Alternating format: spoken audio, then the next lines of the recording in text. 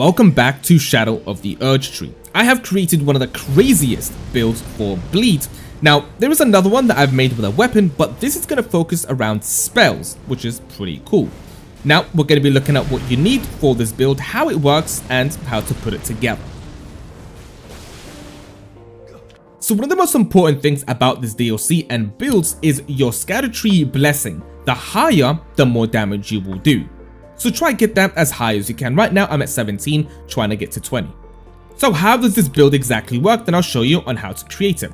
First, we're going to use the Physic Flask. Then we're going to put on our buffs, Flame Grummy Strength, and Golden Vow. Now, Terra Magica is optional. You don't have to do this, but it will give you some more damage. Upwards of like 3,000 extra damage if used properly. So we're going to use Terra Magica, switch to Impenetrable Thorns. Now with Full Mesmer, we're going to dodge both attacks and go ahead and use our spell, dealing 10,000 damage.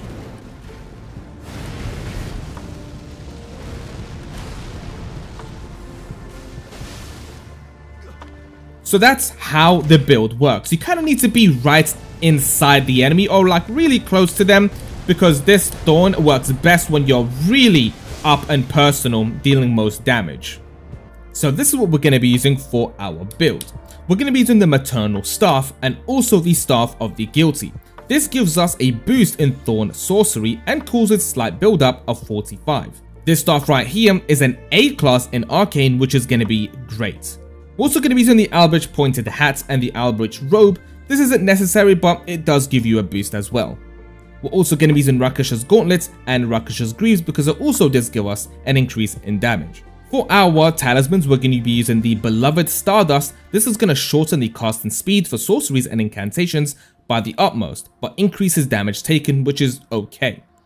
Lord of Blood's Exaltation. This is going to, the blood loss in the vicinity increases our power of attacks. Now, also the Graven Mask Talisman. This is going to greatly raises our potency of sorceries and the enhanced charge spells and skills from the Godfrey's icon. For the Flask of Windrim Physic, I haven't really put too much thought into it, but we're going to be doing the Stone Barbed Cracked Tear and also the Spiked Cracked Tear. And that is the build finished. Now, what you can actually also do is go ahead and add your Mimic, and I'll show you why. Now, if you did really want to, you can go ahead and put your Mimic in, and he will also do the exact same thing you're doing and cause even further damage.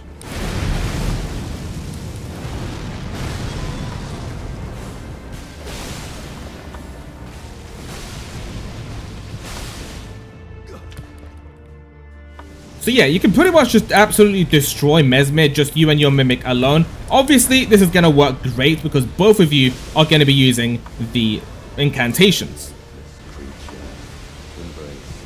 So in order to find the spell we're going to be using, the Impenetrable Thorns, you want to come down to the Storehouse 7th floor and just follow exactly where I go.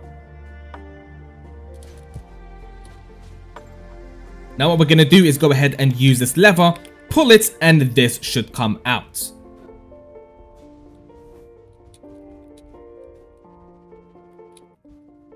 Now once you've made it here, what you can do is go to the edge and you should see a platform just beneath you. Go ahead and jump off, and right behind you there will be a corpse with the spell right there. So to find the Staff of the Guilty, just come down to the original game in Leonia, located right here, and you can farm it by killing this monk in this location.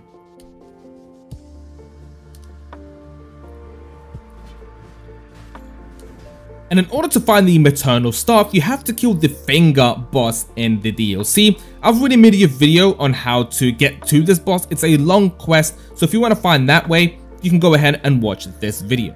Now just to end the video off here, just a quick few tips to just increase your damage output. Now if you go to the Shadow Realm Blessing and go into your Erdtree Blessing, if you increase that up to like, the higher you go, the more damage you'll do. So you could see upwards of like 13 to 14,000 damage per hit if you just increase that.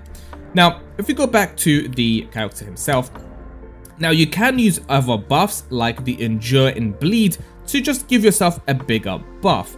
Now go ahead and try out different weapons and try out different talismans if you think that's better for you. Try out different spells in your physic, see how that changes your gameplay. Now, Terra Magica is definitely not needed for this build, but I just use it just to test it out. I'm probably never going to use this in actual gameplay. I just think you're just limited to that one little space. And yeah, that has been my tip for this build. I really hope you guys enjoyed, and it's something different here. Just trying out some different abilities and different weapons and spells in this DLC to see exactly what works. Anyway, thank you guys so much for watching, and I'll see you all on the next one.